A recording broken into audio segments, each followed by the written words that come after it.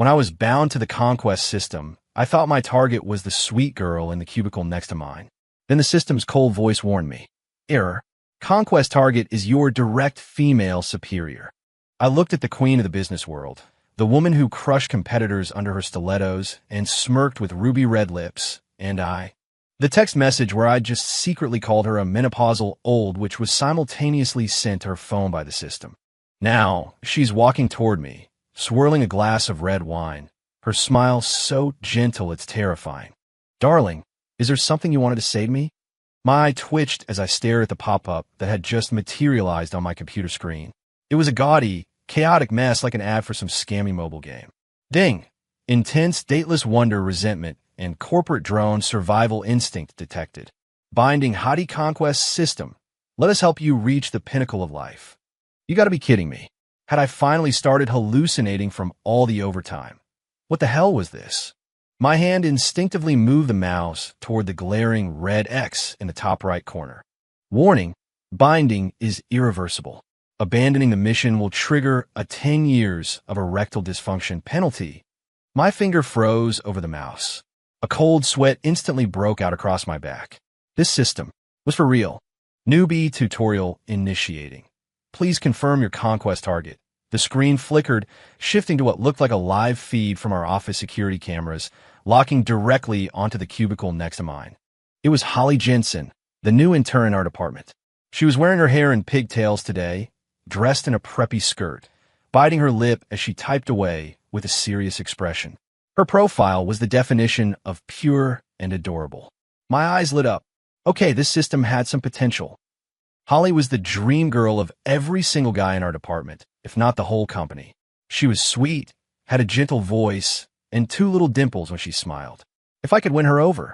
A grin spread uncontrollably across my face. I was already brainstorming names for our future kids. Sister bro, no. System daddy, confirm.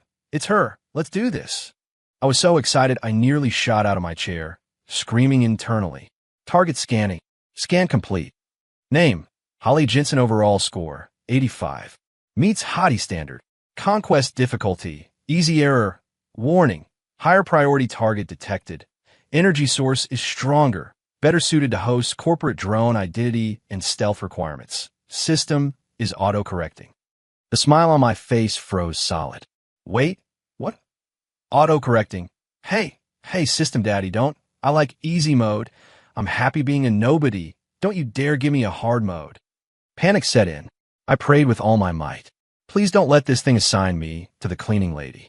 Or Susan from the cafeteria, the one whose hand never trembles when she's scooping mashed potatoes. The screen flickered violently, like an old TV with bad reception. A second later, the image stabilized, but the person in it had changed. One look, and the blood in my veins turned to ice. The camera seemed to have zoomed up to the top floor of the company, into that spacious, lavish corner office. A woman stood with her back to the camera, gazing out the massive floor-to-ceiling windows at the city below. She wore a perfectly tailored black power suit, the skirt clinging to a waist that was slender yet radiated strength. Below the hem of the skirt, a pair of long legs sheathed in ultra-thin black stockings ended in a pair of sharp, stiletto heels that looked like they could puncture a man's skull.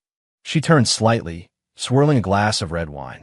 The sunset gilded her perfect profile, a high-nose bridge, subtly pursed red lips, and a jawline as sharp as a knife's edge. She was aggressively beautiful. Her eyes casually swept over the river of traffic outside, but there was no warmth in her gaze, only the cold, detached look of someone in absolute control. I swallowed hard, the sound so loud in the quiet office it nearly drew stares. In an instant, my shirt was soaked through with cold sweat. Isabella Sterling, the CEO of our company. Young, ruthless, and known in the industry as the Queen of Commerce, or more informally, a killer in Louboutins. Last I heard, a VP from a rival company tried to poach some of our talent and somehow managed to piss her off. The story goes that she walked right up to him, swirling her wine just like that, smiled, and said a few words. A month later, his company declared bankruptcy, and the VP vanished from the industry. And I mean vanished. No one knew where he went. A woman like that. She was a work of art, sure, but a poisonous one. She was a deadly fusion of an iceberg and a volcano. Was she someone a low-level corporate drone like me could even dream of approaching? Hell, I wasn't even worthy of polishing her shoes. SSS system. My teeth were chattering. You've made a mistake. A huge mistake. Change it. Change it right now. This isn't a mission, it's a death sentence. Target locked. Name, Isabella Sterling. Identity, your direct female superior, CEO of Stellara Innovations. Overall score, 99. A perfect 10, a stone-cold queen. Conquest difficulty, hell.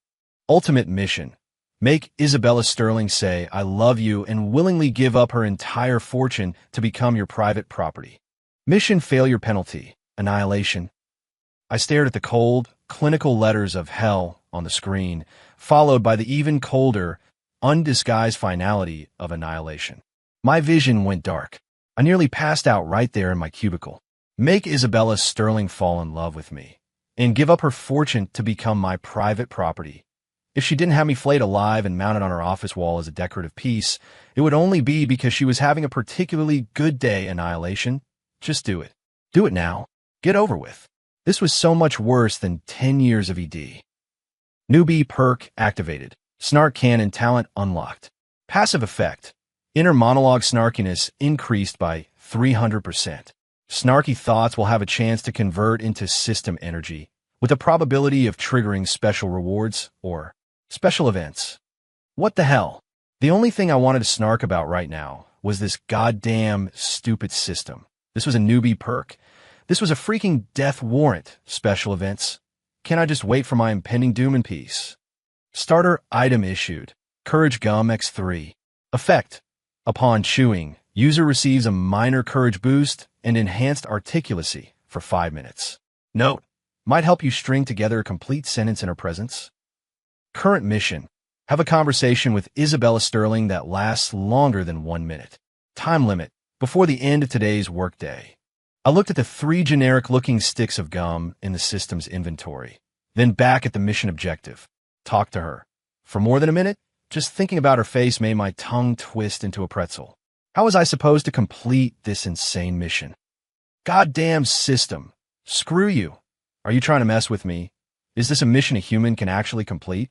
Isabella Sterling, she's a demon, a menopausal ice queen, a total psycho. The way she looks at me is no different from how she'd look at a cockroach on the floor. A conversation? It'll be a miracle if she doesn't kick me out a window just for looking at her wrong. I was fuming, tearing the system and Isabella to shreds in my mind. If I wasn't in the middle of the office, I would have just keeled over and played dead.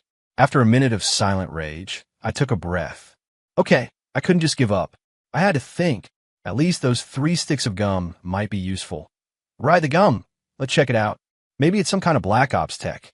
I focused my mind, trying to access the 3 sticks of gum in the system's inventory. Command unclear. Please confirm action. Withdraw Courage Gum X1. Yes/no. Yes, yes, yes. Get out here now. I yelled in my head. Command confirmed. Withdrawal successful. Addendum command recognized. Share withdrawn Courage Gum with Conquest target Isabella Sterling via text message, informing her of its use and effects. Executing addendum command. Sending text via host's personal cell phone. Text message sent successfully. I stare blankly. What? What sharing? What text message? What personal cell phone? My head snapped down. I fumbled frantically for my phone. The screen was still lit up. It showed a message, as delivered. The recipient, Isabella Sterling, Demon Queen. That was the contact name I had saved for her. And the message content was my furious, internal rant from moments ago, word for word. Isabella Sterling, she's a demon, a menopausal ice queen, a total psycho.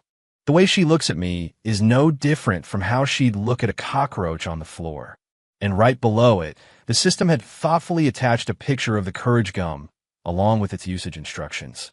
I looked at that delivered notification. It felt like a bolt of lightning had struck me square on the head. I was toast, charred, utterly vaporized. My hand trembled, and the phone clattered onto the desk. It was over. It was all over. I was so dead. This wasn't annihilation.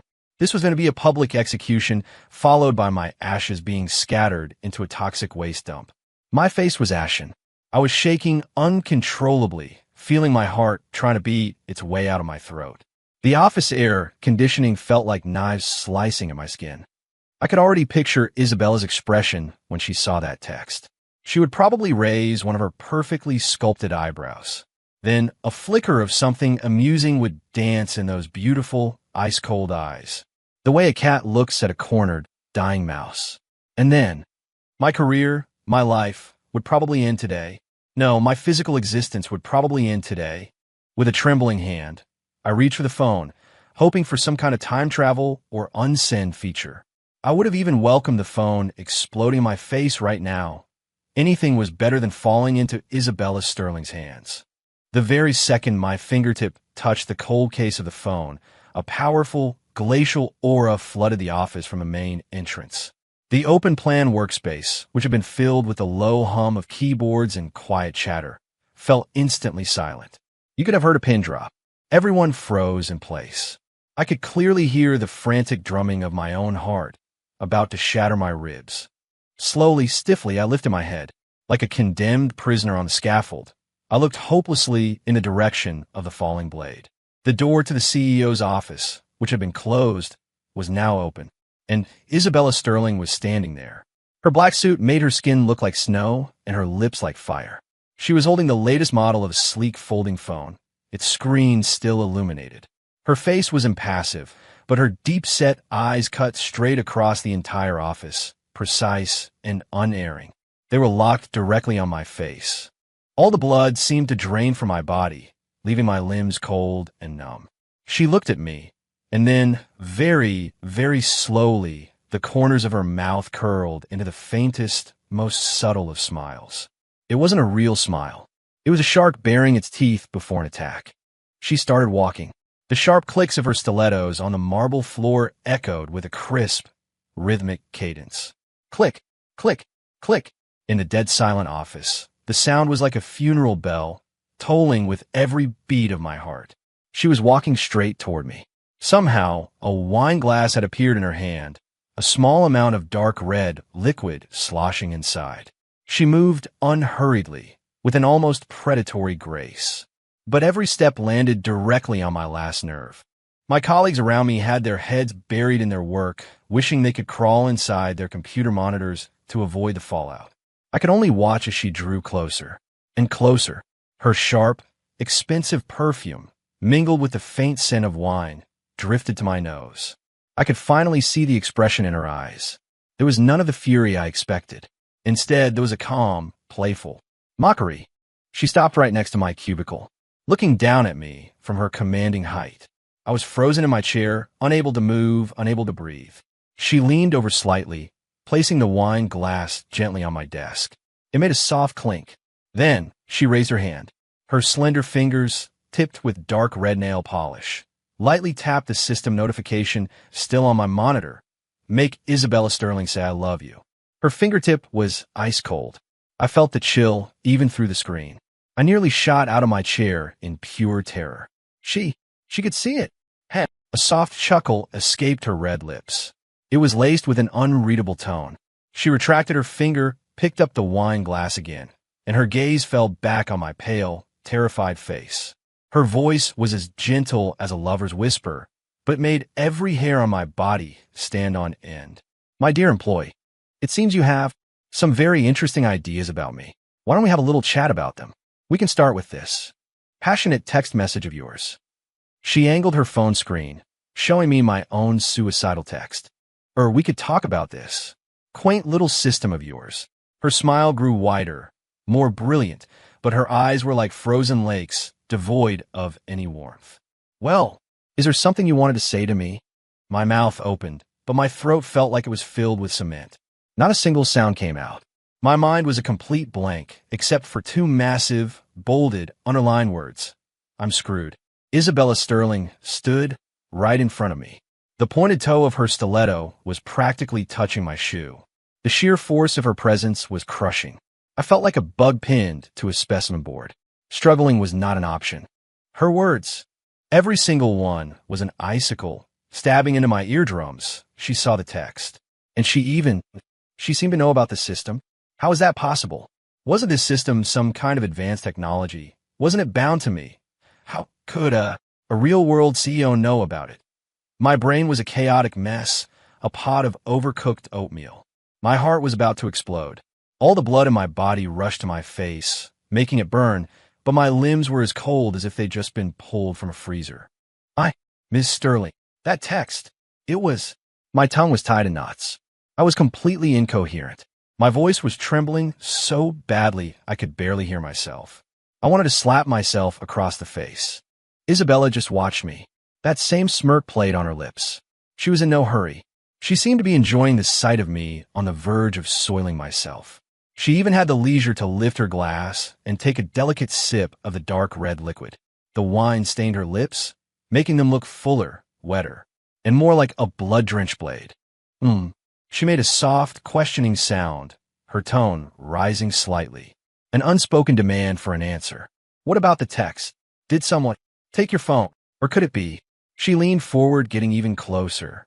That cold perfume, mixed with the scent of wine, rushed into my nostrils. It was dangerously alluring. Your true feelings. Her voice dropped to a low, husky whisper.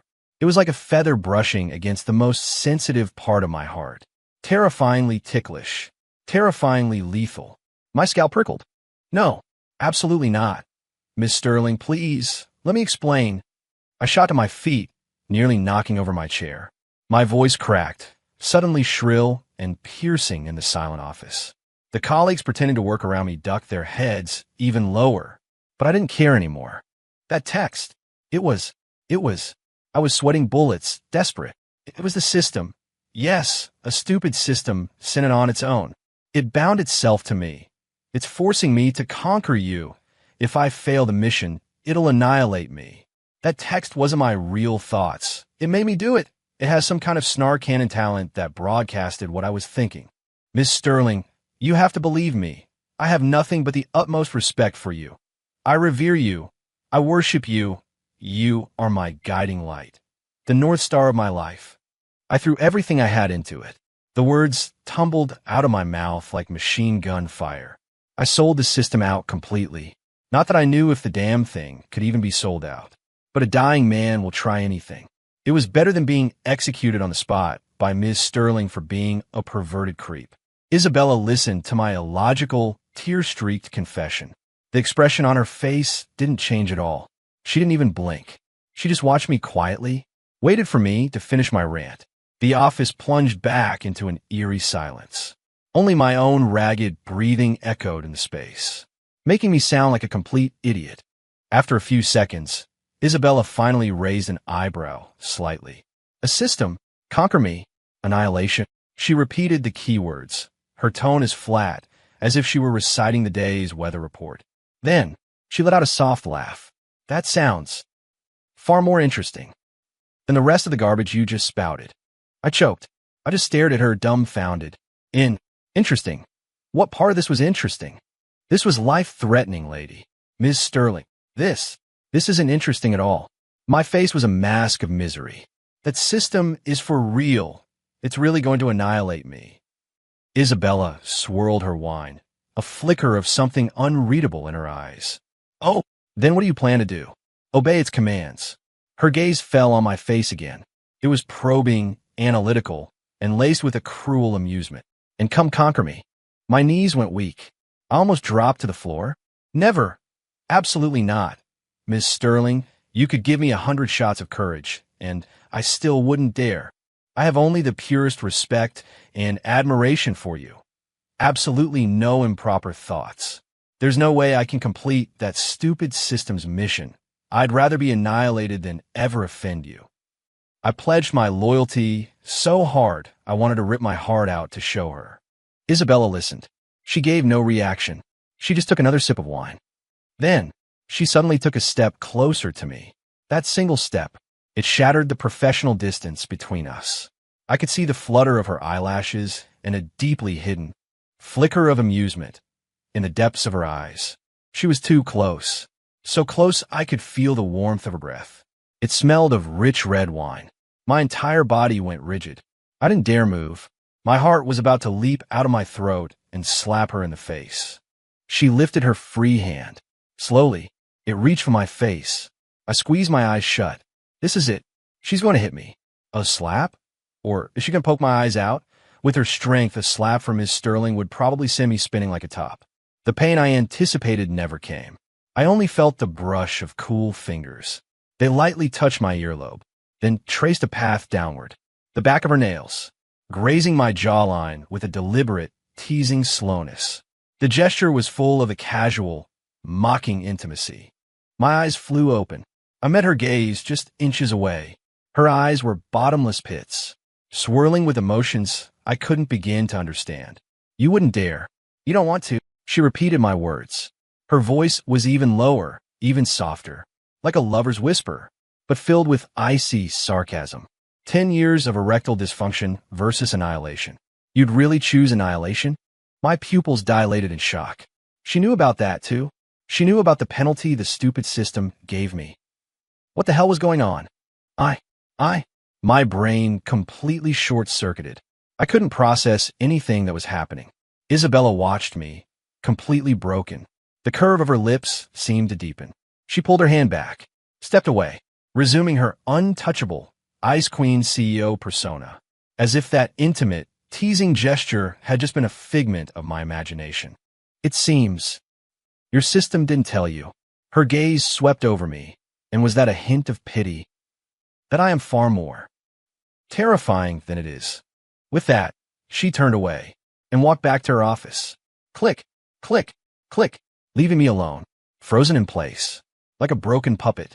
My mind was buzzing, her last words echoing over and over. Far more terrifying than the system. What did that mean? Who was she? How did she know about the system? Wasn't this thing supposed to be some high-tech, higher-dimensional entity? Why did it sound like a cheap toy coming from her? And that gesture just now. What did that mean? Was she teasing me? Warning me? Or something else entirely? I couldn't think straight. I felt like my entire worldview had been thrown into a blender and pureed. Ding. My phone chimed. I flinched. Trembling, I picked it up. It was a system notification. Warning. Conquest target affinity for host is critically low, with extremely high levels of disgust and killing intent detected. Emergency mission issued. Eliminate Isabella Sterling's killing intent and raise her affinity for the host to 0, non-negative, or higher. Time limit, 1 hour. Mission reward, survival point +1. Failure penalty, immediate annihilation. I stared at the cold text on the screen, especially the glaring words killing intent. A chill shot up from the soles of my feet to the top of my head.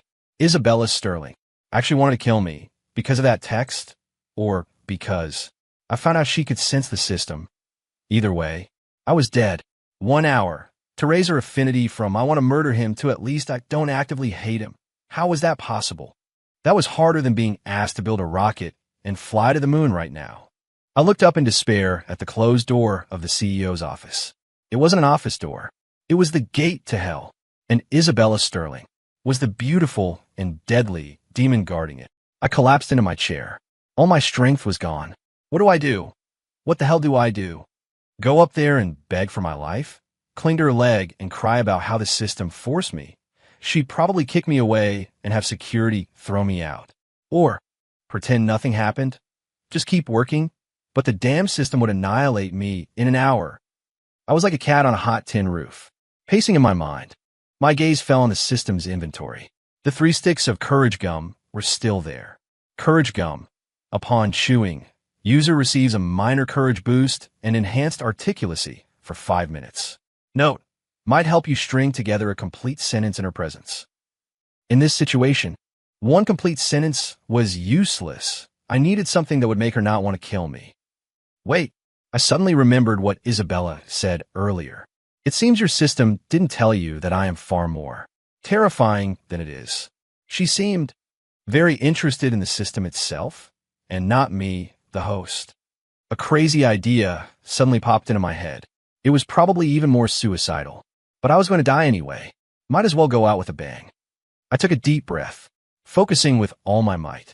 System, withdraw courage gum X1. Command confirmed. Withdrawal successful. A stick of green and white striped gum appeared in my palm. It had a faint minty smell, I looked at the gum. Then I looked at the CEO's office door. My heart pounded against my ribs. Screw it. If I'm going to die, I'm going to die. I shoved the gum into my mouth and chewed furiously. An intense, cooling mint sensation shot through my brain. It cleared my head a little. At the same time, a strange surge of courage, or maybe just a reckless, nothing-to-lose bravado, washed over me. My legs didn't feel so weak anymore. I stood up, under the shocked and slightly admiring gazes of my colleagues. With the grim determination of a man walking to his own execution, I marched toward the CEO's office. Thump, thump, thump. My footsteps echoed in the empty hallway, each one landing in time with my own frantic heartbeat. The closer I got to that door, the more the mint-fueled courage evaporated. Fear seized my throat again, but there was no turning back now. I stopped in front of the door, raised a trembling hand, and knocked. Knock, knock, knock. The sound was dry and thin. Silence from within for a few seconds. Then a cold voice. Enter. I pushed the door open. The office was huge, luxurious. Isabella Sterling was sitting behind a massive desk, backlit by the setting sun streaming through the window. Her entire figure was shrouded in a halo of dark gold light. I couldn't see her expression. She was toying with a fountain pen. She didn't look up at me. Speak. One word. Concise. An undeniable command. My throat was dry. The courage gum was still working. It allowed me to form a coherent thought. Ms. Sterling, about that system, I started, my voice still shaking a little. Isabella's hand stilled. She finally looked up. The sunlight traced the perfect line of her profile. Her eyes were deep and dark. Oh, figured it out. Ready to start your conquest mission. Her tone was dripping with sarcasm. My scalp prickled. I shook my head frantically. No, absolutely not. I came here to propose a partnership. A partnership? Isabella looked like she just heard the funniest joke in the world, the corner of her mouth twitching. You? With me? Yes.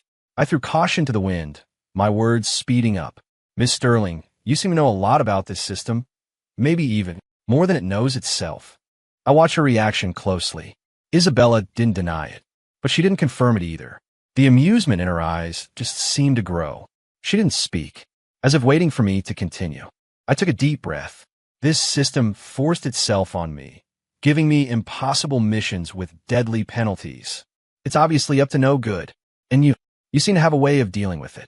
Since we're both being targeted by it, why can't we work together? You figure out how to get this thing off me, and I'll be your loyal servant for life. I'll do anything you say. I threw out every word I could think of. My heart was about to burst. Isabella listened quietly. Her fingers tapped lightly on the desk. Tap, tap, tap. Every tap was on my last nerve. When I finished, the office fell into a dead silence. She didn't speak for a long time.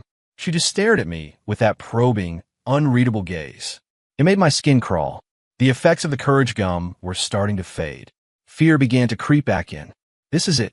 She definitely thinks I'm a lunatic. Just as I was about to give up and beg for mercy, she finally spoke. Her voice was calm, devoid of any emotion. A partnership is possible. I looked up sharply, a spark of hope in my eyes. A chance. But her next words threw me right back into hell. But I never make a losing deal. You want my help? She leaned forward, her gaze pressing down on me like a physical weight. What price can you pay? Or rather, what value do you have? That's worth my time. I froze. Price. Value. I was just an ordinary office drone. No money, no power, no connections. What could I possibly offer her? My worthless life? She clearly didn't need that. Seeing me speechless, Isabella seemed disappointed. She leaned back in her chair and waved a dismissive hand. It seems you haven't thought this through. Get out. When you have, you can come find me.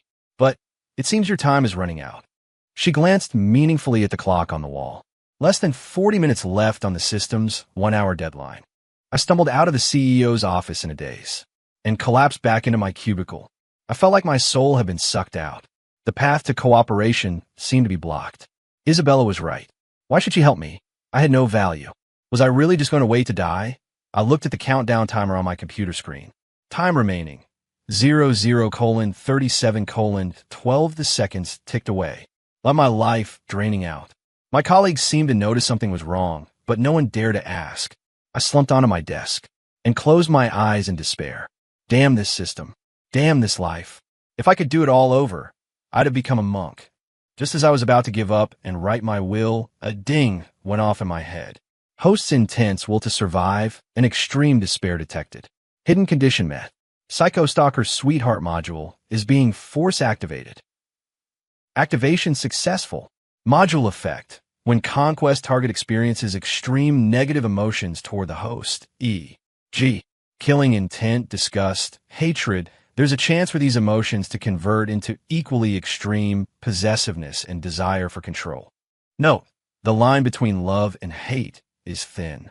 Overwhelming hatred might just become an all-consuming, suffocating love. I shot upright in my chair. My eyes were wide. Psycho Stalker Sweetheart module. What the hell is that? Hatred turning into possessiveness. What kind of dangerous game was this? Did this stupid system think I wasn't dying fast enough?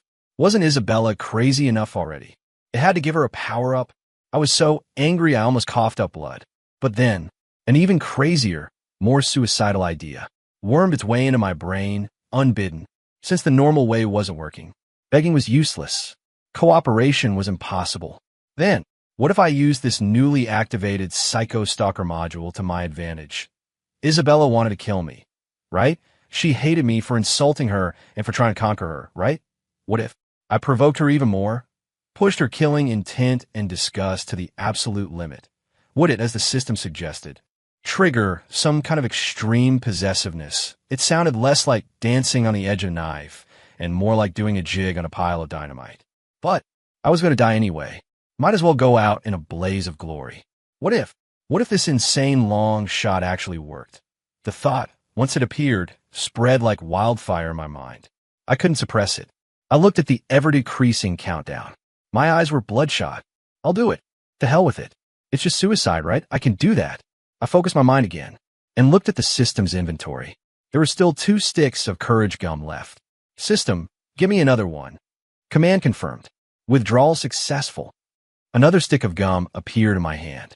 I didn't even look at it. I just shoved it in my mouth and started chewing like a madman. The intense mint flavor hit my brain again. But this time, it didn't bring clarity. It brought a near-maniacal recklessness and impulsiveness. Screw Ms. Sterling. Screw conquering. Screw annihilation. Today, I was going to be a warrior. I shot to my feet. Once again, under the horrified gazes of my colleagues, I stormed toward the CEO's office. This time, I didn't knock.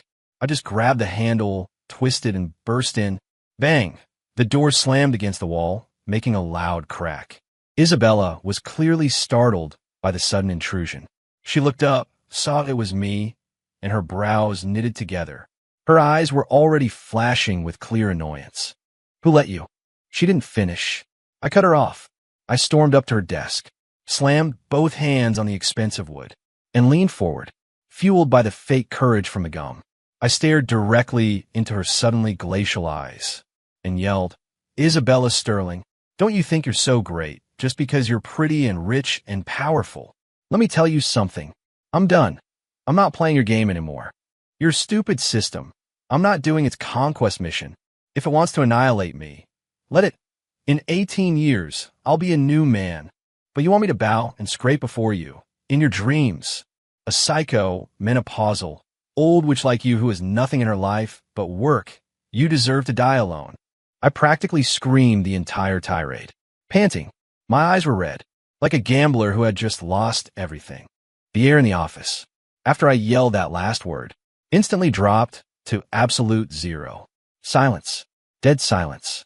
I could hear my own ragged breathing and the frantic pounding of my heart. Isabella sat there, perfectly still. The expression on her face hadn't changed. No anger, no surprise. She was even calmer than before. But her eyes, in the depths of her eyes, something extremely dark, extremely dangerous, was slowly waking up. Like a dormant volcano about to erupt. Slowly, very slowly, she put down her pen. She leaned back slightly in her chair, folded her hands on the desk. Her gaze was like a scalpel, slicing over my face, inch by inch. After a full 10 seconds, just as the courage gum was wearing off and my legs were starting to tremble again, she finally spoke. Her voice was soft, slow, but it was laced with a chilling amusement. Excellent. Finally, this is getting a little interesting. I stared into her bottomless eyes. It felt like something in them had come alive, slowly twisting and squirming with a cold, feverish madness. After I'd roared out that suicidal monologue, the last of my artificial courage evaporated. My knees buckled, and I nearly collapsed onto her expensive Persian rug. The cold sweat was back, drenching my shirt. What? What did I just say? Am I completely insane? Did I really just point at her and call her an old witch who deserved to die alone? This wasn't just suicidal anymore.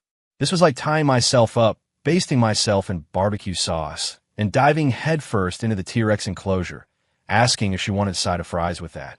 I was dead. So dead. I squeezed my eyes shut, bracing for the final judgment. Maybe she'd hit the panic button and have security drag me out. Maybe she'd take that heavy-looking fountain pen and personally stab me to death. Or worse, she'd just smile, say, excellent, and then I'd be fired tomorrow for taking the wrong elevator and blacklisted from the entire industry, left to die in a gutter. Seconds ticked by.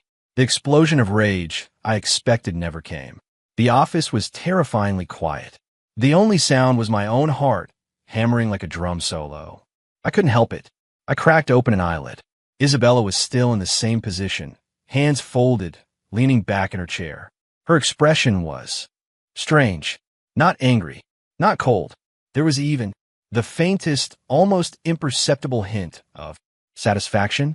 She tilted her head slightly, her gaze still locked on my face, like she was admiring a toy that had finally started doing something interesting. Finally, this is getting a little interesting, she repeated. Her voice was light, but each word was an ice pick in my ear. I shuddered, completely unable to process the situation. Shouldn't she be furious? Shouldn't she be screaming at me to get out? What did a little interesting even mean? Looks like that pathetic little dose of courage has worn off already. Has it? She said, her red lips curving into a smirk that was pure mockery. My throat was sandpaper. I couldn't get a single word out. I just stood there, rigid, a prisoner awaiting his sentence. Isabella seemed to relish my fear. She savored my pathetic state for a few more seconds. Then, she slowly rose to her feet. She circled around her massive desk. Her stilettos made no sound on the plush carpet, but each silent step landed squarely on my heart. She walked toward me. That overpowering aura of cold perfume and danger enveloped me again. I instinctively wanted to back away, but my feet felt like they were nailed to the floor. She stopped right in front of me, close, so close I could see each of her individual eyelashes, and the reflection of my own pale, terrified face in her dark pupils. She raised her hand. I flinched, shutting my eyes and ducking my head, but the slap or chokehold I expected never came. Cool fingertips landed gently on my tie. She hooked a finger around the cheap, wrinkled fabric and casually looped it around. Then, she gave a sharp tug. Caught off guard, I stumbled forward, nearly crashing into her. My nose was filled with her cold, intoxicating scent. I scrambled to brace myself against the edge of her desk to keep from falling. My heart was about to pound its way out of my chest. With this little courage, she murmured, looking down at the tie in her hand, her tone dripping with contempt. You dare to run your mouth? You think you're worthy of conquering me? The tie was pulled tight, choking me slightly. If I didn't dare move, I was trapped in this intimate, almost embrace-like position. Breathing was difficult. I wasn't. I tried to explain, my voice trembling uncontrollably. She raised her other hand, pressing a cool fingertip gently against my lips. I fell silent instantly, every hair on my body standing on end. You had quite the backbone when you were cursing me out, didn't you? She whispered, leaning closer. Her warm breath ghosted over my ear, her voice a terrifyingly intimate murmur. This pathetic display now is truly disappointing. Her finger lingered on my lips for a second before sliding down my chin, finally coming up to pat my cheek. The gesture was utterly humiliating. My face was on fire. A mix of shame and fear made me want to disappear into the floor. However, her tone shifted. She let go of my tie, but her fingers trailed slowly down my chest, finally slipping into the pocket of my slacks. I went rigid, feeling a trail of ice where her hand had been. She pulled out my employee ID card. She flipped it over in her hand, giving it a casual glance. Project Department, Leo Carter? She read my name and department, her voice flat. Then, she looked up, her eyes landing on my face once more. Starting tomorrow, you no longer need to report to the project department. My stomach dropped. Here it comes. She's finally firing me. You're being reassigned to the CEO's office. As my personal assistant. The words left her red lips. I looked up sharply, my eyes wide, certain I had misheard. Beer. Personal assistant. A promotion? Not fired. What kind of new torture was this? Miss Sterling? I'm afraid I'm not qualified. I instinctively tried to refuse. Being her assistant, that meant being under her watch 24/7. Would I even survive? Qualified? She let out a soft laugh, tossing my ID card back at me. Do you think I was asking for your opinion? Her eyes instantly turned to ice, radiating an authority that could not be questioned. Assistant Carter, remember your first duty. Learn to obey. I clutched the cold plastic ID card. It felt like a branding iron. Now get out. She turned her back to me and walked toward the window. Be here at 8 a.m. tomorrow. I don't want you to be a single second late.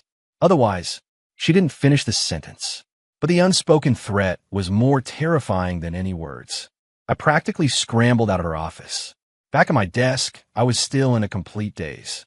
My colleagues shot me complex looks, pity, curiosity, a little bit of schadenfreude, but I couldn't be bothered.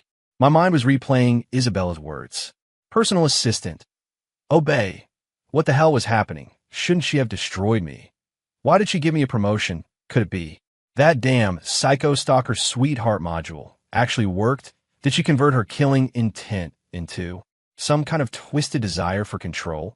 Keep me by her side to play with me until I broke? The thought sent a fresh wave of terror through my barely calm nerves. Ding! Emergency mission complete. Isabella Sterling's killing intent toward the host has been temporarily eliminated. Affinity has increased to -10, up from -100, but still negative. Reward. Survival point +1 has been issued. The system notification chimed in right on cue. I looked at the -10 affinity and the words temporarily eliminated and didn't know whether to laugh or cry. This counted as completing the mission? -10 affinity. Temporarily eliminated? How is that any different from being given a death sentence with a possibility of parole? And what good was one survival point? Was it going to let me live 1 second longer? I slumped in my chair, completely devoid of hope. The next day, I arrived outside the CEO's office half an hour early, sporting 2 massive dark circles under my eyes.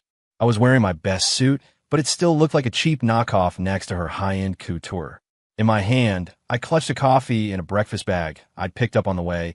I had no idea if she'd eaten, but it felt like the right thing to do. I felt like a prisoner waiting for his execution. At 7:59 and 50 seconds a.m., the crisp sound of stilettos echoed from down the hall. Click, click, click. Unhurried, precise, perfectly on schedule. My back went rigid. I straightened up and held my breath. Isabella Sterling appeared at the end of the corridor. Today she was in a navy blue velvet pantsuit that made her skin look even paler. Her hair was pulled back, revealing the elegant line of her neck. She wore sunglasses, her red lips a slash of color against her face. Without a single glance in my direction, she walked straight to her office door. I quickly stepped forward and opened it for her. Good morning, Miss Sterling. My voice was dry. She paused for a fraction of a second, her gaze seeming to sweep over me from behind the dark lenses. She said nothing and walked inside. I hurried in after her, carefully placing the coffee and pastry bag on her desk. Miss Sterling, I wasn't sure if you'd had breakfast, so I bought some coffee and throw it out. She took off her sunglasses, tossing them on the desk without even looking at the food. Her voice was cold. Yes, ma'am. I choked back a reply, silently picking up the items to go throw them away. Stop. She sat down and powered on her computer. As my assistant, your first task is to learn my preferences and habits. I don't drink cheap chain store coffee. For breakfast, I only eat croissants made fresh by the head chef at the St. Regis and a specific brand of yogurt. Remember that. If you get it wrong again, you can eat it all yourself. Yes, Miss Sterling. Now go make me a coffee. The beans are in the second cabinet on the right. The grinder is next to it. Water temperature at 198 degrees Fahrenheit, 30-second extraction time. Milk steamed to 149 degrees, 1 centimeter foam. She rattled off the instructions without looking up. My scalp tingled with anxiety. The most complex coffee I'd ever made was a 3-in-1 instant packet. This was more precise than a chemistry experiment. Ms. Sterling, I've never used one of those machines before. I tried to protest. Isabella finally looked up at me. Her expression was blank. Learn. Or you can go to HR, collect your final paycheck, and leave. Resigned to my fate, I walked over to the coffee machine that looked like it cost more than my car. I fumbled with the grinder, searched for a thermometer, and struggled for what felt like an eternity. The entire time, Isabella sat there working, acting as if I didn't exist. Occasionally, if I made a slightly loud noise, she would frown, which was enough to make me instantly quiet down. Finally, after a Herculean effort, I produced a cup of what vaguely resembled coffee. I presented it to her, my hands trembling. She picked it up, inspected the foam, and took a small sip. She put the cup down. Too bitter. You ground the beans, half a setting too coarse. The milk is at least 5 degrees too hot. The texture is off. Do it again. Her tone was flat, not angry, but it felt worse than being yelled at. Yes, ma'am. My entire morning was spent in this state of high-pressure, clumsy servitude. It took 5 attempts before she gave a grudging nod for the coffee. I had to organize her files 3 times because the order was wrong. I fielded countless calls, only allowed to answer when she gestured, and had to perfectly judge which calls to transfer and which to take a message for. One wrong word earned me a glacial stare. I felt like a spinning top, constantly being whipped by her, never allowed to stop. My nerves were shot. The back of my shirt was soaked through with sweat. By lunchtime, she finally closed the last file. I let out a small sigh of relief, thinking I could finally breathe. Order lunch, she commanded, looking at her phone. The executive lunch set from the St. Regis. Have them deliver it to the conference room. Also, there's a video call with Mr. Henderson from Apex at 3 p.m. The files are on my drive in the afternoon meeting folder. Print them out and organize them.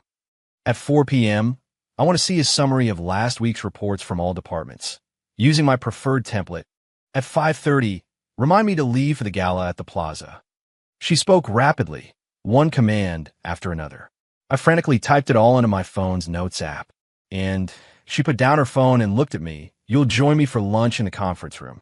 I blinked, sure I'd misheard. Ms. Sterling, I could just grab something from the cafeteria. Eating with her, I'd probably get indigestion from stress. I told you to order 2 sets. Do you not understand English? Her eyes narrowed. Yes, ma'am. Ordering now. I looked down, not daring to argue further. The feeling of unease in my gut intensified. Lunch arrived quickly. The massive conference room was empty except for the 2 of us.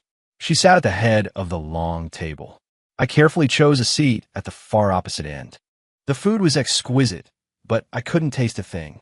I ate carefully, terrified of making the slightest noise. Isabella ate very little, her movements elegant. She occasionally glanced up at me, and her gaze made me feel like I was sitting on a bed of nails. Not to your liking? She asked suddenly. No, it's delicious. I denied immediately. Is it? She put down her utensils and wiped her mouth with a napkin. Then why are you eating like a mouse stealing crumbs? Sit closer, she commanded, gesturing with her chin to the seat beside her. Miss Sterling, I'm fine here. Do I need to repeat myself? Her voice grew cold. I gritted my teeth and shuffled over, taking the seat 1 chair away from her. Closer. I sighed and moved 1 more seat over. Now only a single empty chair separated us. She seemed satisfied and didn't push further, but she didn't speak either, just scrolled through her phone. The silent pressure was even worse. I wanted to shovel the food down and escape as fast as I could. Suddenly, without any warning, she reached her hand toward my face. I recoiled so fast I almost fell out of my chair. Don't move, she commanded. Her fingers gently wiped something from the corner of my mouth. You have sauce on your face. Her fingertip was cool, the touch startlingly clear. My face flushed hot, and my heart hammered against my ribs. Thank you, Miss Sterling. She pulled her hand back and picked up a napkin, slowly wiping her fingers. Her gaze, however, remained fixed on my beet-red face with a look of playful scrutiny. "Why are you so nervous? Afraid I'm going to eat you?" Her tone was laced with obvious amusement. I looked down, not daring to meet her eyes, and just pushed the food around my plate. "Did you memorize your afternoon tasks?" She changed the subject. "Yes, I did." "Recite them." I had to put down my fork and repeat her lunchtime instructions, one by one. "Good," she nodded when I finished. "Your memory is acceptable, which means you aren't an idiot. So why do you insist on doing such idiotic things?" This meal was impossible. I practically fled the conference room the second lunch was over. The afternoon was even more of a trial by fire. I printed the meeting documents, but the formatting was wrong, so I had to do it again. I summarized the reports, but used the wrong template, so I had to redo them. I reminded her of the meeting time 1 minute too early and was met with a withering glare. I felt like a complete failure. In her presence, I couldn't seem to do a single thing right. Every mistake was met with her cold gaze and merciless correction. But strangely, she never lost her temper. It was the constant, high-pressure, surgical precision of her criticism that was stretching my nerves to their breaking point. I almost missed the days when she would just call me names. At least that was quick. At 5:25 p.m., I knocked on her office door. "Ms. Sterling, it's 5:25. You should be leaving for the plaza soon." She was putting on her coat. She paused. "Is the car ready?" "Not yet. I'll call the driver right now." I blanched, realizing I'd forgotten to give the driver a heads up, and turned to run. "Stay." She stopped me, picking up her handbag. "You're driving?" "Me?" I gaped at her. "Ms. Sterling, I've never driven a car that nice." Her company car was a top-of-the-line luxury sedan. My beat-up Civic was a tin can by comparison. "Do you have a license?" "Well, yes, but..." "No buts." She tossed the car keys at me. "Basement garage, B-level, spot 001. Go get it." The command was absolute. I held the heavy key fob, my palms sweating. I had no choice but to head to the garage. I found the car, sleek, beautiful, and worth more than my life, and slid carefully into the driver's seat. It took me several minutes to adjust the seat and mirrors before I tremulously started the engine. After a nerve-wracking drive up the ramp, I pulled up to the front of the building. Isabella was already waiting. She opened the passenger door and got in. Her cold perfume instantly filled the small space. I was so nervous my hand was slick with sweat as I gripped the steering wheel. "The navigation is already set," she said coolly, fastening her seatbelt. "Yes, ma'am." I took a deep breath and gently pressed the accelerator. The car glided smoothly into traffic. It was rush hour, and the streets were packed. I drove with extreme caution, my focus absolute. If I put so much as a scratch on this car, I have to sell a kidney to pay for it. Isabella seemed tired. She leaned back against the headrest and closed her eyes. The car was silent except for the soft whir of the AC. I relaxed a little. I snuck a glance at her. With her eyes closed, she lost some of her sharp, aggressive edge. Her long eyelashes cast soft shadows on her cheeks. She almost looked gentle. "Ugh, stop it, Leo. What are you thinking? This was the woman who could eat you alive." I quickly turned my attention back to the road. Suddenly, a car from the next lane swerved aggressively, cutting me off. I yelped, instinctively yanking the wheel and slamming on the brakes. The car lurched violently. Isabella was jolted awake, her brow furrowed in annoyance. "Sorry, Miss Sterling. Someone cut me off." I apologized, my heart racing. She didn't speak, just shot a cold glare at the car that had already sped off. Then, her gaze shifted back to me. "Pull over." My stomach sank. This is it. I screwed up. Is she going to kick me out of the car? I obeyed, carefully maneuvering the car to the side of the road. I lowered my head, ready for the verdict. "Unbuckle your seatbelt," she commanded. I paused, confused, but did as she said. Before I could process what she was doing, she leaned across the center console, pressing her body toward me. Her scent enveloped me. I recoiled in shock, my head hitting the window with a dull thud. I didn't even feel the pain. I just stared at her in terror. "Miss Sterling." She was extremely close, her face just inches from mine. Her eyes were dark and intense, radiating an undeniable power. One of her hands braced against the back of my seat, while the other reached for my waist. My body went rigid, my mind blank. What was she doing? Here, in the car. Was she insane? Her hand fumbled at my side for a moment before grabbing my seatbelt. Click! She buckled it back into place for me. It turned out that in my panic, the seatbelt hadn't fully retracted and was stuck. She was just fixing my seatbelt. I was frozen, my heart pounding, my face burning. Her position had me almost completely cornered, practically held in her arms that a strand of her hair brushed against my cheek. I could feel her breath on my skin. "You need to wear your seatbelt properly," she said, not moving away immediately. She held my gaze, her voice low, laced with something that sounded dangerously like flirtation. "My assistant can't have any accidents." Her gaze was a finely woven net, trapping me completely. I held my breath, not daring to move. After all, the corner of her lip curled up. Her fingertip traced the seat belt buckle, making a soft scratching sound. "You are my property." After saying the word property, her finger lightly brushed against my chin. Then she slowly sat back in her seat. As if nothing had happened, she closed her eyes again. "Drive." Her voice was back to its usual cold tone. I was still frozen. My heart was about to leap out of my throat. My face and ears were hot enough to fry an egg. Her words, her proximity, her breath, they all replayed in my mind. My property. The word like a magic spell, tightening around my brain. Was I losing my mind? Did I just feel a sliver of twisted satisfaction from that? I shook my head violently, trying to clear the terrifying thought. My hands were numb as I gripped the steering wheel again. I took several deep breaths to steady myself before pulling back into traffic. For the rest of the drive, I was even more cautious, my nerves stretched to the limit. I was afraid of making another mistake. Isabella kept her eyes closed, as if she had fallen asleep. But I knew she wasn't sleeping. Her very presence was the ultimate source of pressure. Finally, we arrived at the plaza. I parked the car and rushed out to open her door. She opened her eyes. They were clear, not a hint of sleepiness in them. She glanced at me, said nothing, and walked toward the grand entrance. I locked the car and hurried after her. As her assistant, I naturally had to accompany her to the evening's event. I stood in the corner of the ballroom like a piece of furniture. I watched her effortlessly navigate conversations with other executives, her charisma and power on full display. She was a completely different person from the dangerous, flirtatious woman in the car. My feelings were a tangled mess. On one hand, I was terrified of her. On the other, I couldn't stop myself from sneaking glances at her.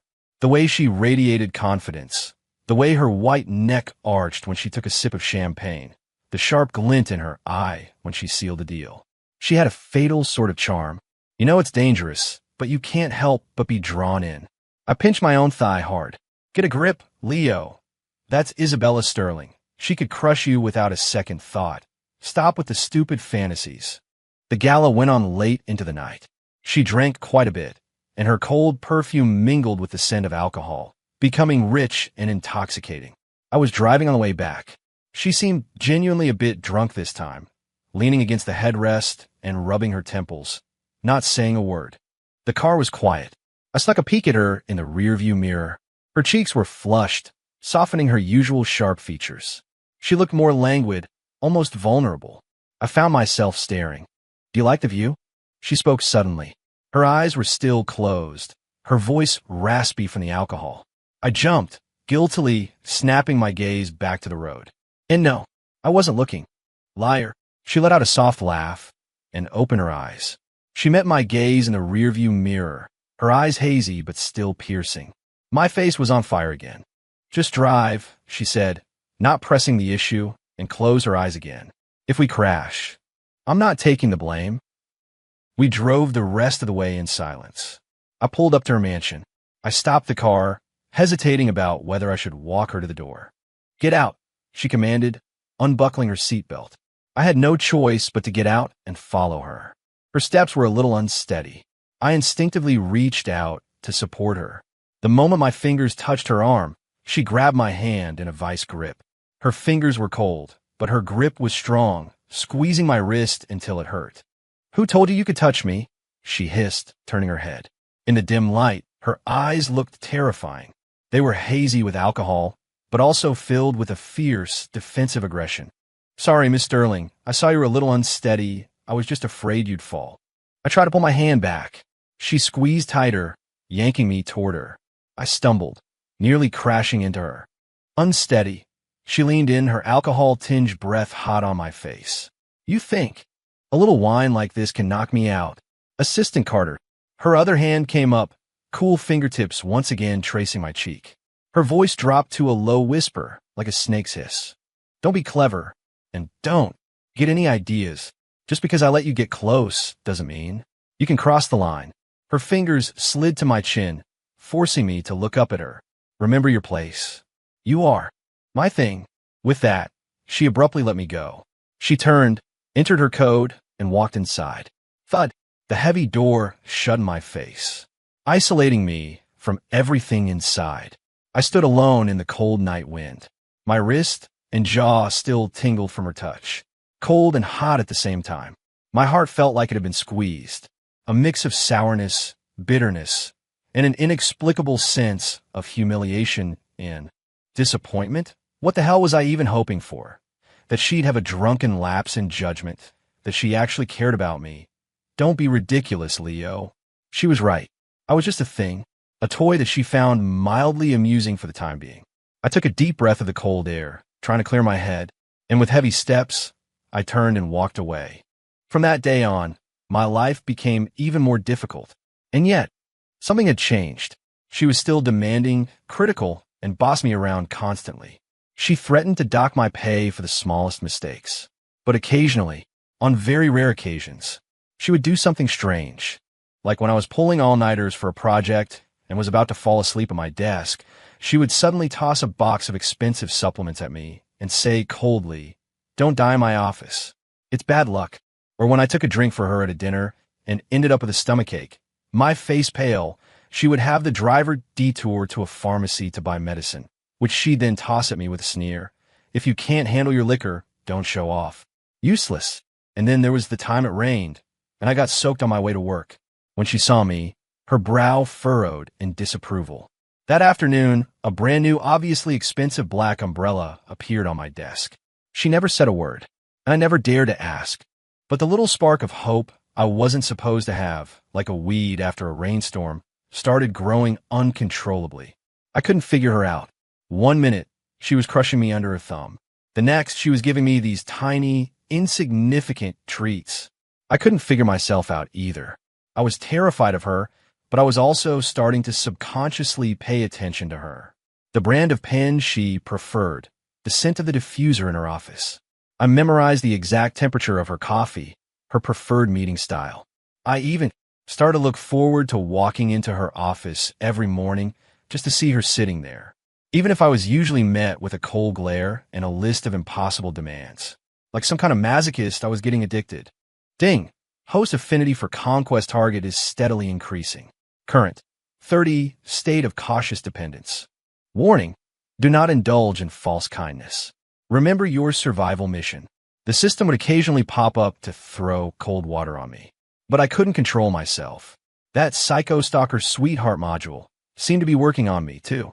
A part of me knew she was probably just playing with me, but another part of me couldn't help but feel my heart race at her twisted displays of concern.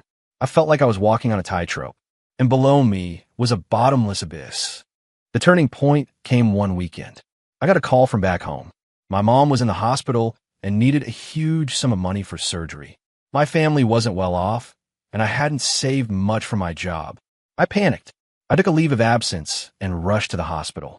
Looking at the bill, at the astronomical figure, and at my mom's tired face, I was so stressed I could barely think.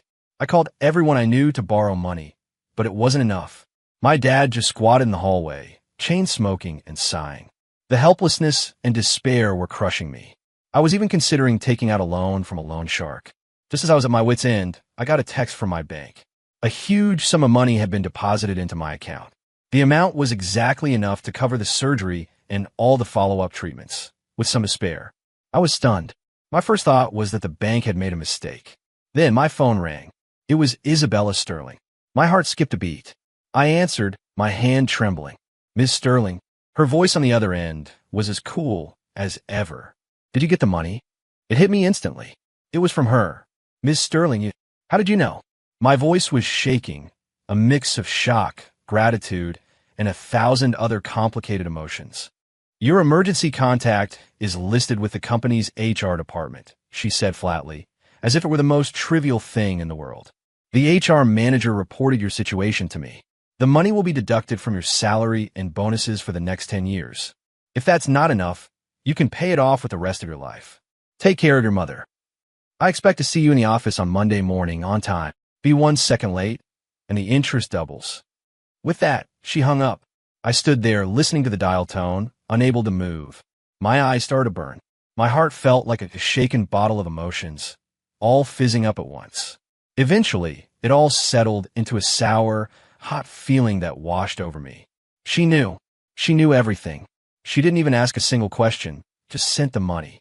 In her own unique, cold, and domineering way. She had both preserved my pathetic shred of dignity and solved my crisis. 10 years' salary? The rest of my life to pay it off? I knew she didn't need the money. She was just using this to tie me to her even tighter. But I shamefully, completely, and utterly fell for it. All my previous fear, anxiety, hesitation, and struggle. It all crumbled under this one direct hit from her.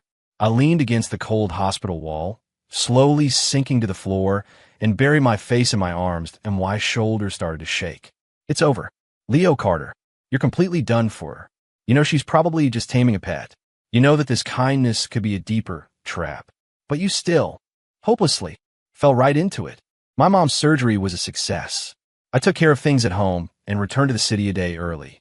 Monday morning, I was outside her office half an hour early, as usual. In my hands, I held a fresh croissant from the ST. Regis and her specific yogurt, which I'd had across half the city to get. And a cup of coffee I had practiced making countless times, brewed with water at exactly 198 degrees, a 30-second extraction, and milk steamed to 149 degrees with a 1-centimeter foam. At 8 a.m. sharp, the sound of stilettos echoed down the hall. Isabella Sterling appeared. She was wearing a smoke gray suit today, her aura as cool as ever. She saw me and the things in my hand. Her pace didn't falter, but her gaze seemed to linger on my face for a fraction of a second longer than usual. Then, as always, she ignored me and walked straight into her office. I followed her in. I placed the coffee and breakfast on her desk. Then I took a step back and stood at attention. She put down her bag and sat. She first picked up the coffee, inspected the foam, and took a sip. She put the cup down. No comment. Then she picked up the croissant and took a small bite. The entire time my palms were sweating. I felt like I was awaiting a final judgment. She finished her breakfast and wiped her hands with a napkin. Only then did she look up at me. Her eyes scanned me from head to toe. You look all right, she said coolly. You didn't manage to work yourself to death. I lowered my head. Thank you for your concern, Miss Sterling. Was the money enough? She asked. Yes, it was more than enough. Thank you so much, Miss Sterling. I'll pay you back as soon as I can. I blurted out. I told you, it will be deducted from your salary. She cut me off, her tone absolute. Doing your job well is more important than anything. Yes, Miss Sterling, I replied respectfully. She seemed satisfied with my obedient demeanor. What's on the agenda for today? She shifted into work mode. I immediately pulled out my tablet and smoothly recited her schedule, meeting plans, and the important documents that needed her attention. I was clear, concise, and accurate. This was the result of several sleepless nights spent memorizing her habits and preferences. She listened and nodded. HM, you finally grew a brain. You can go now. Bring me the meeting materials at 9 a.m. sharp. Yes, ma'am. I turned to leave. My hand was on the doorknob when her voice stopped me. Wait. I paused and turned back. Is there anything else, Miss Sterling? She looked at me, her fingers tapping lightly on the desk. She was silent for a few seconds. Then she spoke. Her voice seemed a little softer than usual. I'll give you the afternoon off. Go take care of the follow-up procedures for your mother's hospitalization. I was stunned, looking at her in disbelief. She remembered that. She was giving me time off. My heart felt like it had been hit by something warm and soft. Miss Sterling. Thank you. You don't have to. I can take care of it after work. I was so touched I was babbling. Just go when I tell you to, she frowned, seemingly annoyed. Get those trivial matters sorted out. Don't walk around here with that worried look on your face. It affects my work efficiency. Her tone was still harsh, even dismissive. But I heard, underneath it all, a very awkward thread of concern. I looked at her, sitting behind her massive desk. The sunlight streamed in, bathing her in a soft golden light. Her brow was slightly furrowed, her expression still cool. But in that moment, to me, she was breathtakingly beautiful. The system, the missions, annihilation, conquest, it all faded away. It didn't matter anymore. There was only one thought in my mind, crystal clear and unshakable. I was done for, and I accepted it. Even if she was poison, an abyss, a demon who would devour me whole, I would willingly, gladly jump in. Miss Sterling, I heard my own voice, tinged with an imperceptible tremor, and a desperate, all-in kind of resolve. The money, I might not be able to pay it back in this lifetime. So, for the rest of my life, I'm yours to command. Is that okay? After I said it, my heart pounded wildly. I didn't dare look at her reaction. The office was silent. The only sound was the deafening beat of my own heart. After what felt like an eternity, I slowly raised my eyes. Isabella was still sitting there. Her expression seemed to have frozen for a moment.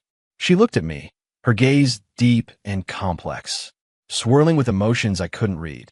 Surprise, amusement, scrutiny, or a hint of satisfaction? She didn't answer right away. She slowly stood up, walked around her desk, and came toward me. Her heels made no sound on the carpet, but each step landed on my heart. She stopped in front of me, close, so close I could see my own reflection in her eyes. She raised her hand. This time I didn't flinch. I didn't feel fear. I just watched her. Her fingertips landed on my tie, just like the first time, and slowly looped around it. Then she tugged gently, pulling me toward her. I leaned in willingly. Her red lips brushed against my ear. Her warm breath, carrying her unique cold scent, ghosted over my skin, sending a shiver through me. And then I heard her voice, low and clear, laced with a bewitching smile. All right, you're the one who said it. She whispered, mean it. The word was electric. It shot through my entire body, numbing, burning. Somehow I managed to hold my ground and, even subconsciously, lean a little closer. Isabella seemed pleased with my reaction. The hand on my tie let go, instead patting my cheek with that familiar, humiliatingly intimate gesture. Finally said something worthwhile. She pulled her hand back and returned to her desk, her tone all business again. Get back to work. One typo in the 9 a.m. meeting materials, and I'm docking you $1,000. The romantic atmosphere shattered instantly. But for some reason, I felt a strange sense of relief. Right? This was the real Isabella Sterling. If she had suddenly become gentle and sweet, I'd have been terrified. Yes, Miss Sterling.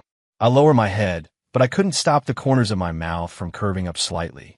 I walked out of the office, closing the door softly behind me. I leaned my back against the cool wall and let out a long, silent breath.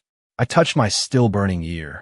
The sweetness in my heart, mixed with a little bit of sourness, was bubbling up. No hope for me.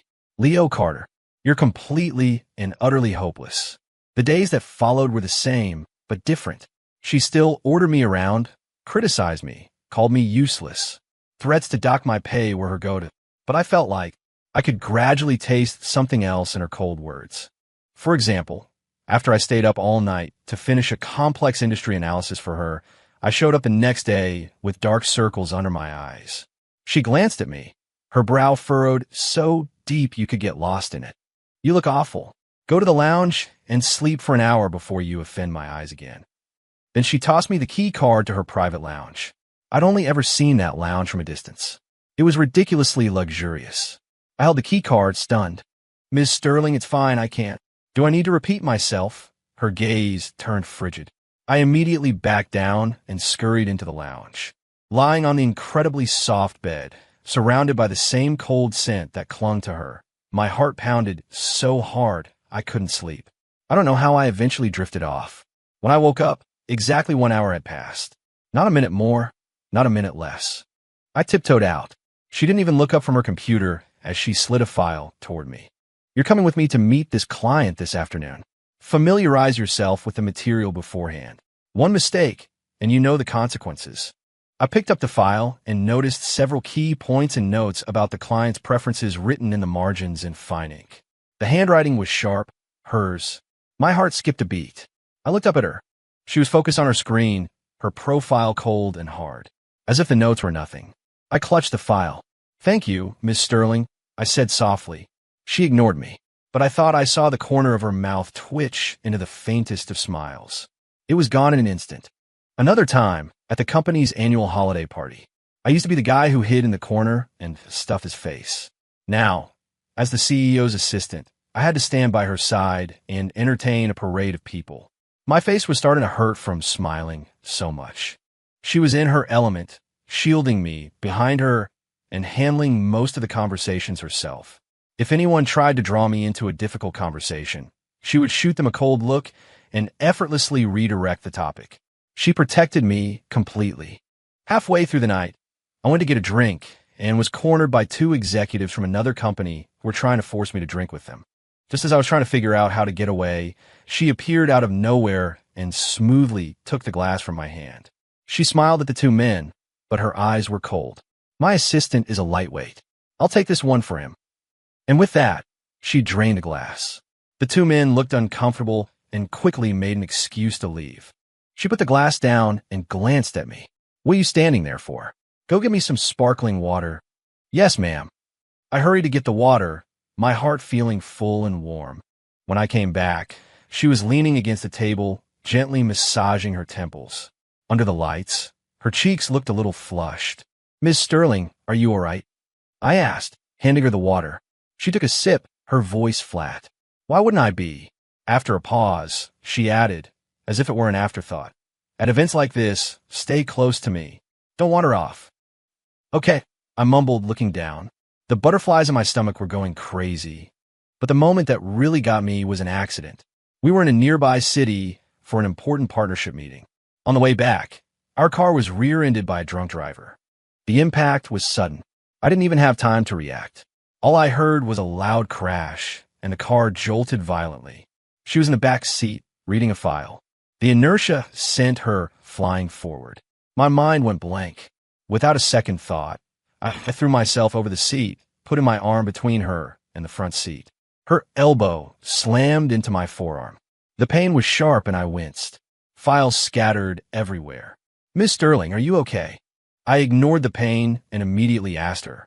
Isabella seemed shaken, her face a little pale, but she quickly composed herself. She looked at my arm, which was already starting to swell and turn red, and her brow tightened. "What are you doing?"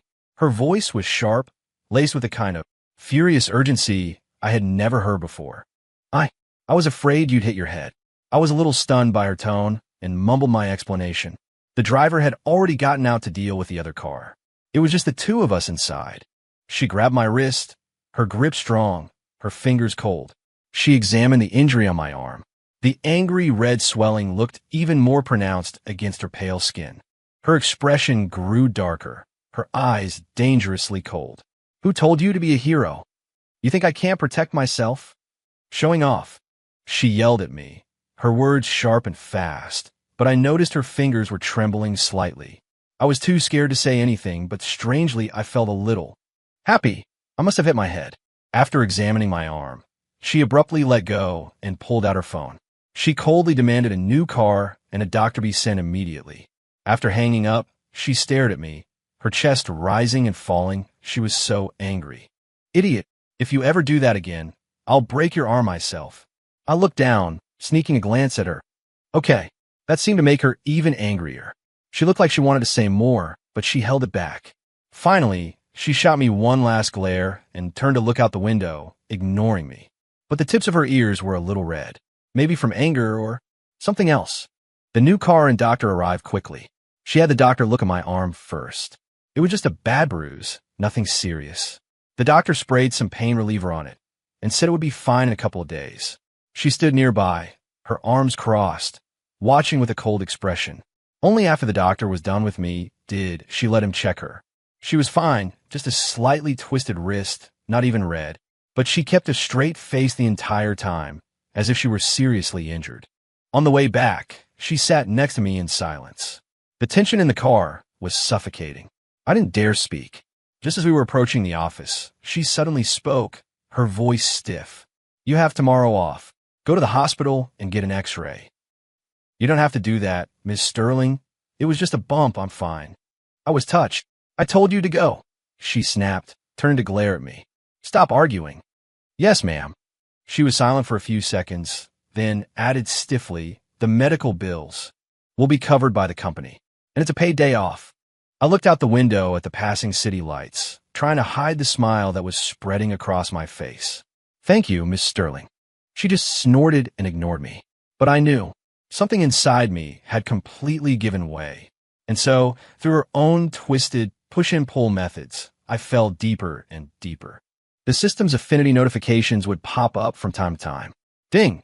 Isabella Sterling's affinity for host +5. Current, 65, state of deep control and gradual infatuation. Ding! Host affinity for Isabella Sterling +10. Current, 85, state of deep attachment and surrender. Warning, host's emotional investment is too high, posing a significant risk. Significant risk? To hell with significant risk. I was happy. I even started to deliberately ignore the stupid system. The days passed. I got used to preparing everything for her in the morning.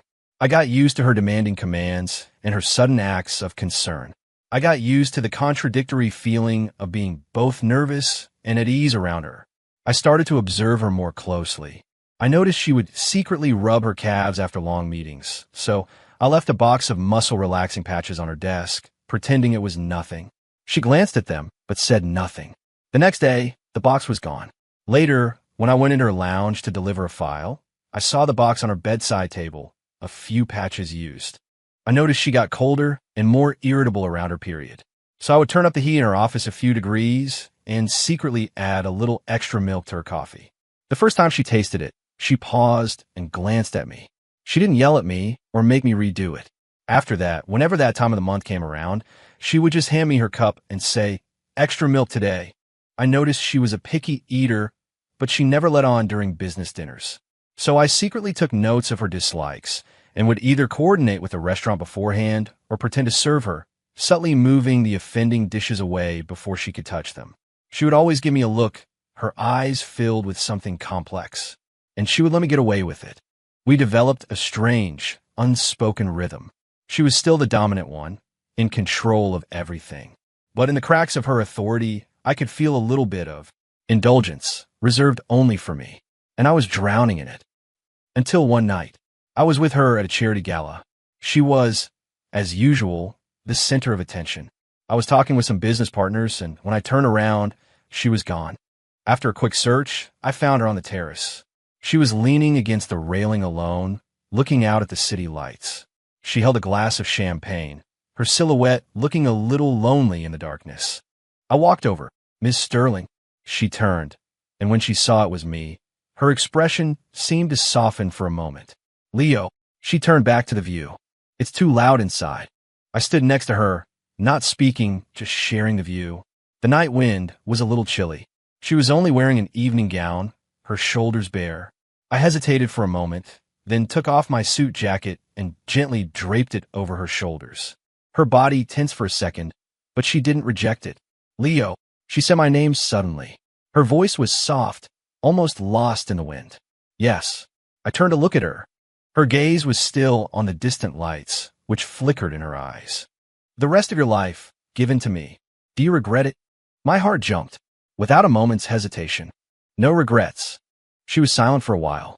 She gently swirled the champagne in her glass. "I'm a very selfish person. I'm controlling, I have a bad temper, and I don't know how to be good to people. Being with me will be tiring and difficult." Her voice was calm, as if stating a fact. "I know," I said softly. "I know all of that." She finally turned to look at me. Her gaze was deep, as if trying to see into my soul. "Then what do you want from me?" What did I want? I looked at her face, softened by the night, and my jacket on her shoulders, still warm from my body. My heart melted. "I want the occasional paid day off you give me." I tried to joke, but my voice was a little hoarse. She didn't smile, just looked at me. Her eyes were complex. I dropped the joke, took a deep breath, and gathered my courage to meet her gaze. "I want the person who pretends to be tough, but is actually soft-hearted, who calls me useless, but helps me time and time again. I want the person who has a bad temper, but allows me to push the boundaries. I want Isabella Sterling. After I said it, my own face flushed red, and I quickly looked away, my heart pounding. The terrace was silent except for the sound of the wind. She didn't speak for a long time. I was so nervous my palms were sweating. I was about to run away in embarrassment. Suddenly, I felt her hand gently take my wrist. Her fingers were still cool, but her grip was light. I froze and turned to look at her. She wasn't looking at me, but at the view. In the dim light, the tips of her ears were a faint pink. Her fingers slid down my wrist, and then she gently laced her fingers with mine. Our palms touched. Her warmth slowly seeped into my skin, warming me and my heart. I was stunned, my mind blank. All I could do was stare at our joined hands. Her fingers were slender but strong, holding me tight. Leo, she said my name again. Her voice was even softer than before, but it landed clearly in my heart. Remember what you said today.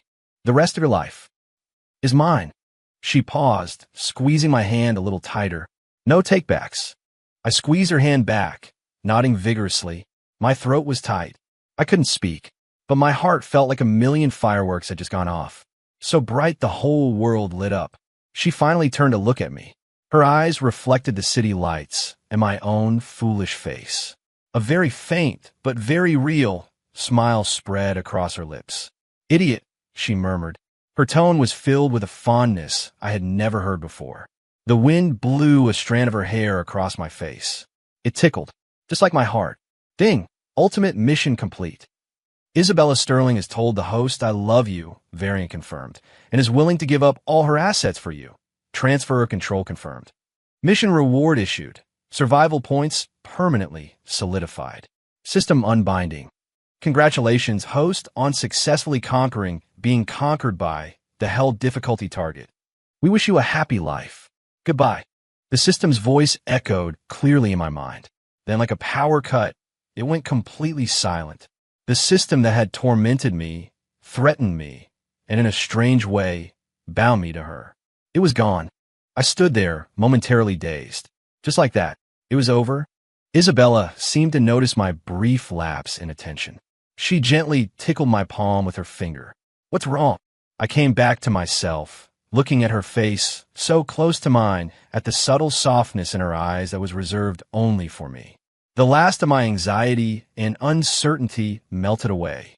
I shook my head, holding her cool hand even tighter, trying to warm it with my own. Nothing. I just suddenly feel like this life was all worth it. She looked at me, the smile in her eyes deepening. She didn't ask any more questions. She just leaned against me, resting her head on my shoulder. Her gaze returned to the sparkling city lights. We stood there on the terrace, holding hands side by side, looking down at the vibrant world below. The gentle night wind wrapped around us. Her hair and my breath tangled together. I tilted my head slightly and gently kissed her forehead. She didn't pull away. Instead, she squeezed my hand tighter. In that moment, there was no system, no mission, no conquest. Just her and me, and the beginning of the rest of our lives.